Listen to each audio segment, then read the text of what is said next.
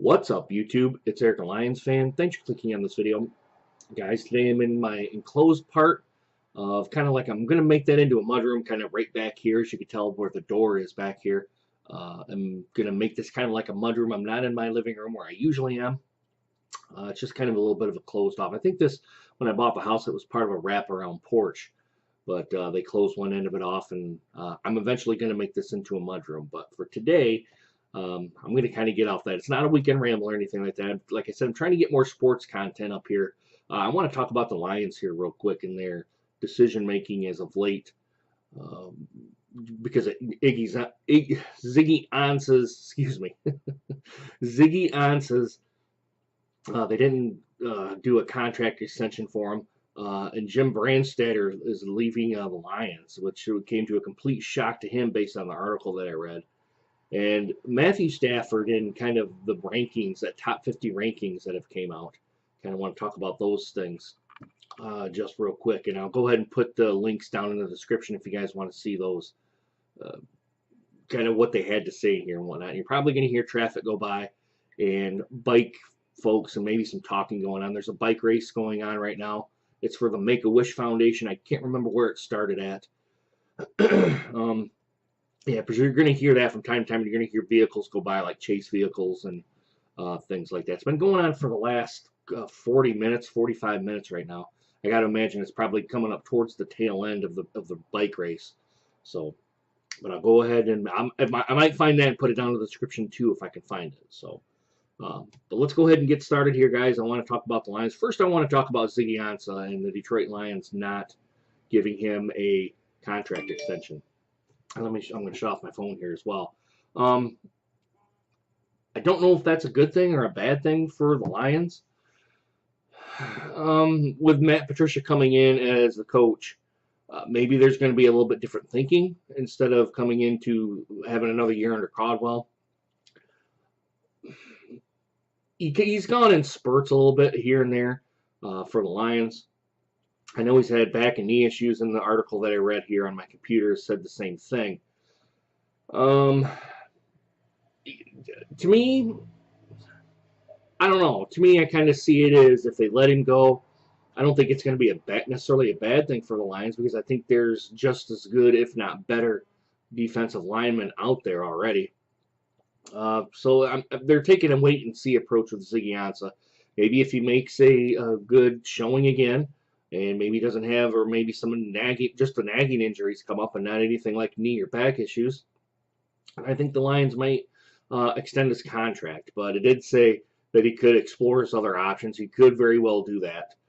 He may want to do that. He may want to get out of Detroit altogether. I just don't know what his stance is right now, and I haven't read up on it much. I'm trying, like I said, trying to get back into the sports kind of thing. So it's going to be kind of interesting to see how Ziggy Ansah and the Detroit Lions kind of play all that out.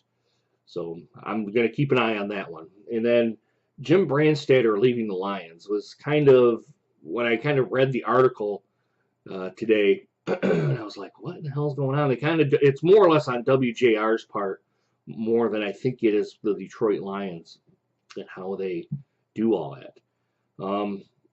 You guys know, like 20 years ago, they fired Ernie Harwell as the Tigers announcer, and that was a really bad.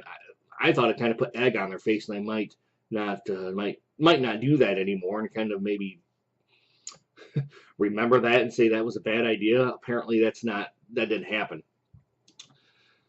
I don't know how you guys' feelings are on Jim Brandstatter as the Detroit Lions play-by-play guy. I thought he did well enough not to get fired, but they said they were wanting to go a different direction. According to Jim Brandstatter, when on his interview, they didn't really give him a reason why. That to me just seems a little bit odd. You just don't fire somebody or tell them you're going to terminate their contract. He did have a couple of years left on his contract. I think a year or two left on his contract. You just don't terminate his contract and then tell him why they're not. Yeah, you want to go in a different direction, but I think you owe it to Jim Brandstatter to at least give a reason why. I mean, if that happened in my job where I'm at right now, I'd be kind of pissed off. I would be really upset and hurt, more or less hurt more than pissed off and upset, more or less hurt that they didn't even tell me why. But I mean, like I said, I don't know how you guys feel about Jim Brandstatter being the Detroit Lions play-by-play announcer. When I can't watch him, I'm usually got him tuned in. I think he does a hell of a job. And plus he's the Detroit, or excuse me, the Lions.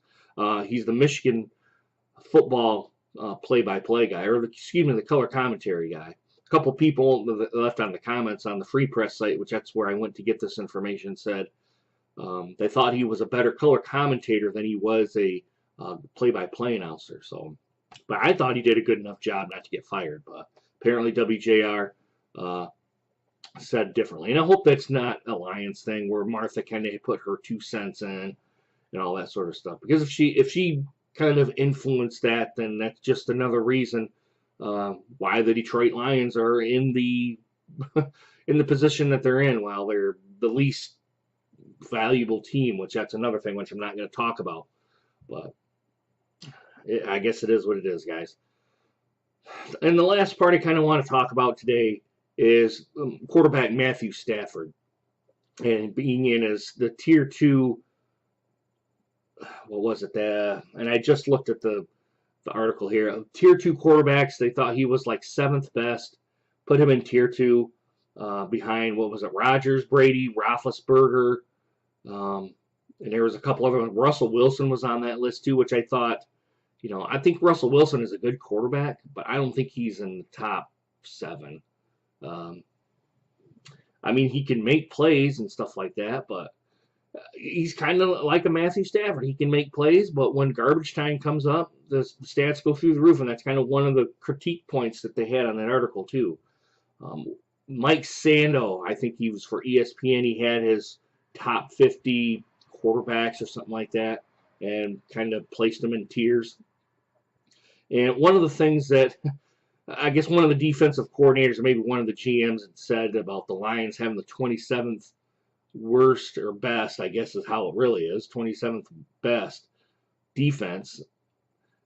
That to me is a kind of a non-issue. Matthew Stafford has nothing to do with the defensive line and how that whole group performs. I mean, he can probably scream and yell till he's blue in the face because he's a captain, but to really go out there and tell him what to do, he has no.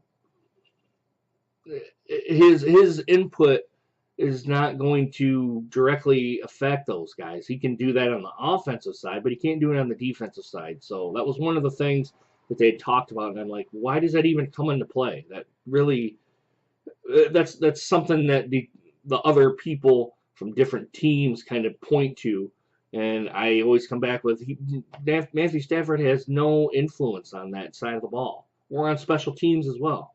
If it's a special teams blunder, he can, like I said before, he can yell and scream to the top of his lungs, and it's not going to change anything because he has no direct impact on that. So it's kind of one of the critiques there that I thought was kind of stupid and invalid, more or less. But that's kind of where I'm putting it on right now. They're going through training camp, like OTA's training camp that's going on right now. From what I've read, Marvin Jones had an injury, but other than that, I think it's been going pretty well. Kind of knocking the rust off, get these guys ready for the preseason.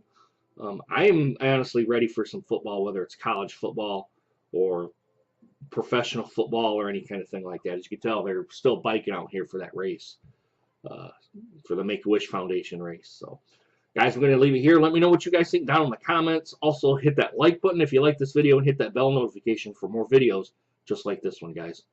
All right, I got some blood work I got to get done today at noon. I'm kind of fasting a little bit, so I got to get that done. Guys, I really hope you guys enjoyed this video. Hope to see you guys again soon. Deuces, guys. Take care.